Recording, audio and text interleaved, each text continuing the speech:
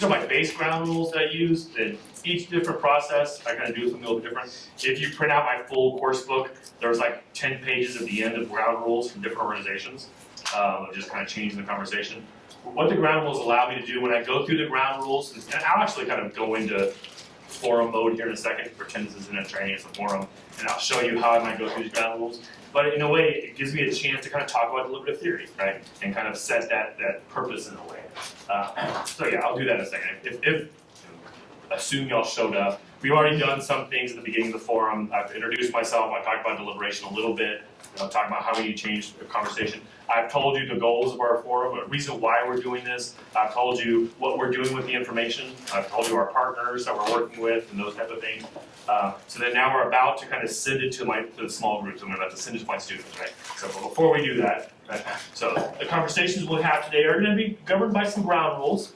And normally you have these posted on the walls or on the tables or whatever. First, speak honestly and respectfully, and we do mean both ends of that, which there's a tension between those, right? So we want you to speak respectfully, but we also want you to be honest. If you're passionate about something, we need you to express that, right? One way to think about this is we want you to be tough on the issue, but easy on the people, right? So speak your truth and don't hold back in some ways, but still you can frame things in a way that are going to be more respectful to people at your table. Listen to understand. This is not a typical human emotion, right? We're wired to listen for flaws and people that we disagree with. Or one of the quotes I often share here is from an old New York governor that the art of listening in the United States is a competitive exercise in which the first person to take a breath is deemed the listener. So often when we're arguing with people, they stop talking, it's our turn, right? So we're going to ask you today, listening is just as important as talking at these things, right? Really listen to each other. Ask each other questions. If someone disagrees with you, try to find out why they think that way instead of kind of assuming the worst in a sense, right? Third, it's okay to disagree, but do so with curiosity, not hostility. This is a tough issue. There's going to naturally be disagreements, right? As a community, we need to explore those disagreements and try to make those disagreements productive and to help us kind of understand them. So if someone's saying something you disagree with, we need you to speak up.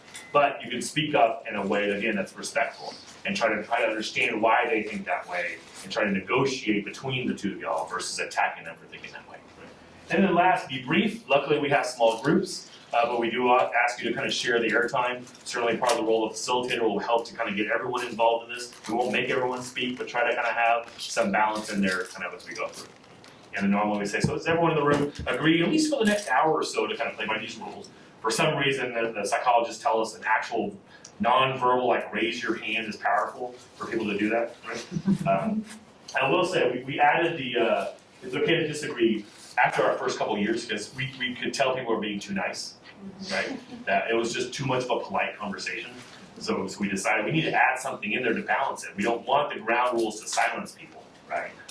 We don't want them to kind of hold back, So with both the speak honestly and it's okay to disagree, we're inviting people to disagree, and we're making that easier. Right? Research I'm hopefully finishing in the next few days about a lot of stuff I'll do this afternoon with Deliberative Facilitator. And we're learning that we expect these facilitators to do all these things. It's hard to do them. So the more we set things up from the front of the room, set the environment, it enables the facilitator to do more, right? So part of those ground rules are kind of putting things in people's head so then the facilitator can follow up with some specific things later on, right, to make it easy. But show the video here, which is just a little 10-minute video to kind of to start off this conversation, which again, the NIF one kind of has these videos.